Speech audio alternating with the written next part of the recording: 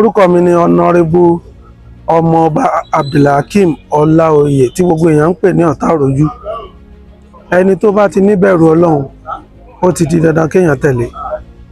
So ọ̀gbẹ́ni ní ìbẹ̀rù Ọlọ́run, ó sì ní ẹ̀mí ìgbénisókè, ẹ̀mí ìtinisíwájú àti ẹ̀mí ìtúnlùṣe.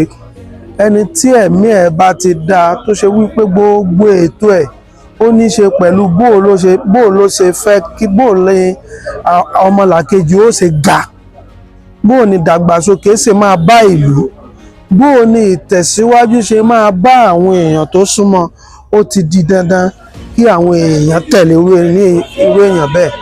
So ìjẹ́ ọ̀gá tí ọ̀gbẹ́ni jẹ́ ọ̀gá fún àwa, a rí òótọ́ ọ̀rọ̀ lọ́dọ̀ rẹ̀, a rí ìjọmọlúàbí lọ́dọ̀ rẹ̀, a rí ẹ̀mí tó mọ́ àti ẹ̀mí ìdàgbàsókè lára rẹ̀ la fi ń tẹ̀lé.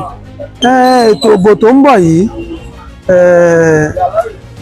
ó ní ṣe pẹ̀lú ìgbà fún, ká gbà fúnra wa, òun ni a fi lè rọ́nà lọ. Àga kan ló wà nílẹ̀ tí 20, 30, 100 èèyàn fẹ́ jókòó lé, kò possible èèyàn kan náà ni ó jókòó lé.